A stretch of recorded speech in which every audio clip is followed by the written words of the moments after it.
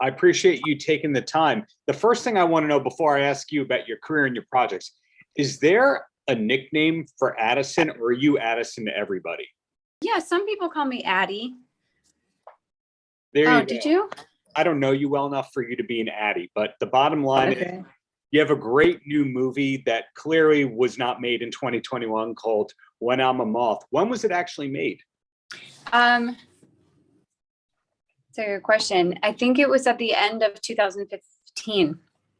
2000, wow, because IMDb called it a 2019 movie. Is that the longest that you've ever had between filming and a release? I think it must be. I definitely think it must be. I mean, there's definitely, it's not like uncommon that you do a movie and a couple years later you're like, oh, but yeah, usually it's like 2 or 3. Wow. So how does that feel in a way that something's coming out so much later, before you started a family? Yeah, I mean, it's nice in general when a project that you worked on, especially when it's like these smaller independent films, when there's, for everybody involved, it's like a real labor of love and you've got to work really hard to even get it off the ground. So I'm always really grateful when anything kind of gets to see the light of day, just because of what it takes to make a film. And that's kind of like the great thing that's happened in these last few years with all the different streaming platforms, is I think it has given, a bit more opportunity for these films to find audiences. Was it an easy film for you to make? Any memories on that end, if it was one of your harder projects or easier ones? Yeah, it was definitely a harder project. I feel like the hardest part about it for me was dialogue wise. It was a lot of talking. So every night I would come home and try to memorize the next day. And at some point around 10 or 11 at night, I would be in tears thinking there's no way I'm going to know this by tomorrow. And then somehow the day would come and I would. But that was really challenging. Sometimes I think I was really sick during some of it because the weather was like really wet and cold. We were outside a lot. So there was definitely some challenges. But the hardest part for me was I feel like I just talk. I mean, I think the movie's like mostly me talking straight for like 2 hours. Was it all actually filmed in Alaska, or most of it?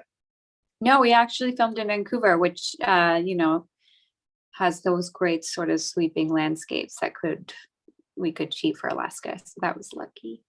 Got it. That actually blew up my next question, which was, if you choose a lot of your projects based on the location. I have this theory that Adam Sandler chooses his movies based on where he wants to vacation, right, per se. Yeah. Yeah, Adam Sandler might be doing that, but I'm not. I'm definitely not. But I would assume that you filmed plenty over the years in Vancouver, because that's always been one of the cities for filming. Yeah. Yes, a lot of stuff goes through there. So you mentioning 2015-ish was when this was filmed. So there's been a lot of films since then. What's the most recent thing that you filmed? Was it all Roads to Perla? Yeah, I mean, you know what, let me think about it.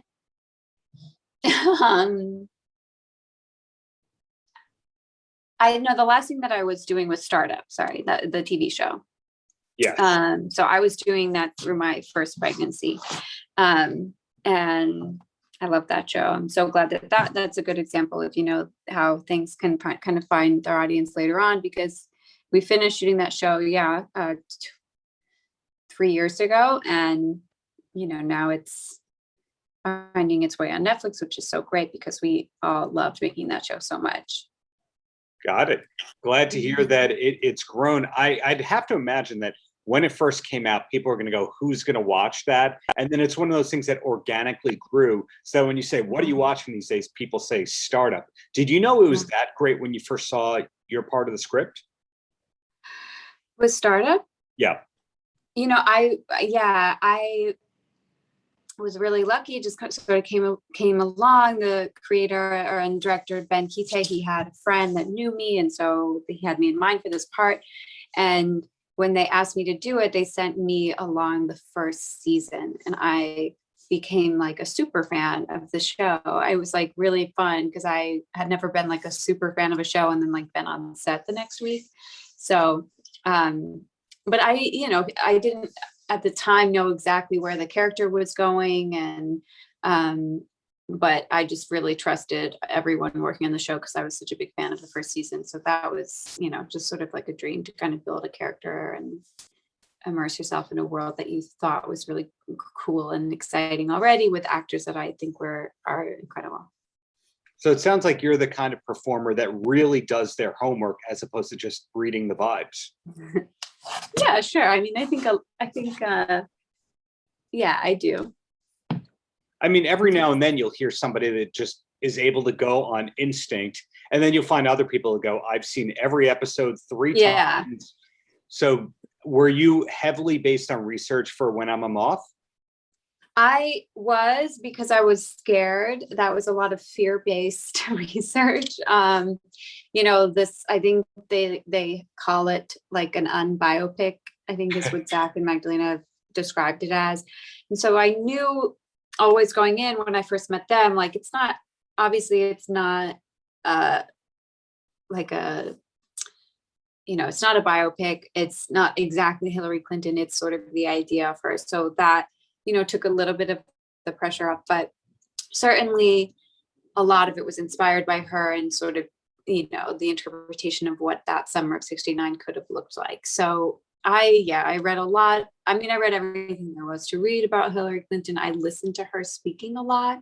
Mm-hmm. That was a big thing, especially when she was younger and in college and stuff like that, and those sort of earlier pre-Clinton days.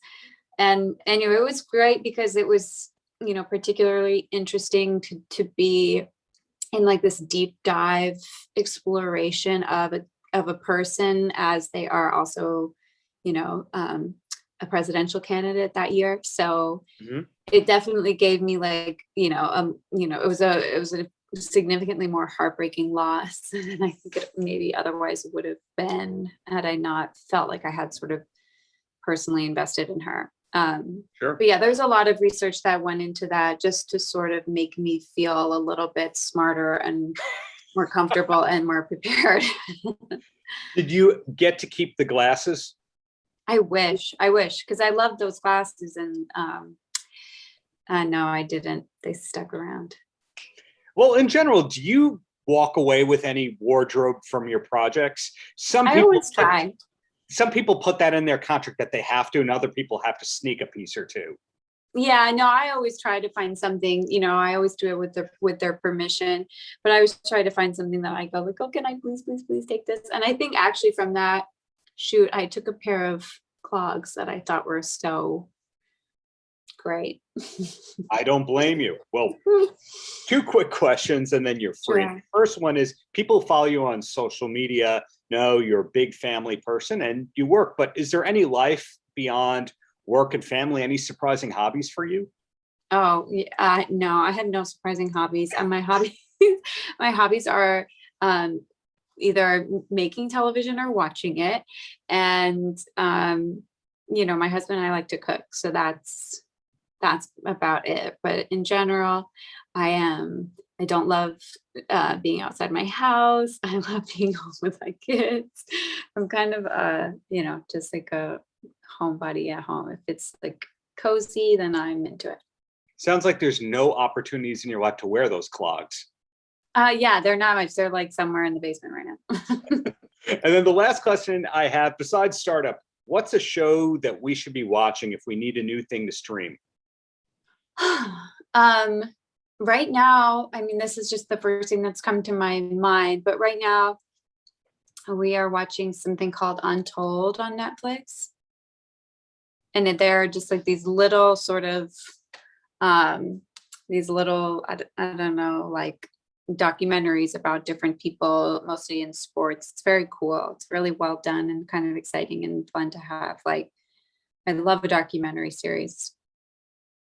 Wow. Okay. So, that was off my radar. Thank you. Sure. Well, I appreciate your time. I'm still not calling you Addie, but Addison, thank you so much for your time, and looking forward to whatever's next from you and your husband. Another talented individual. Thank you for your time. Thanks so much. No problem. Nice to talk to you. Paltrocast.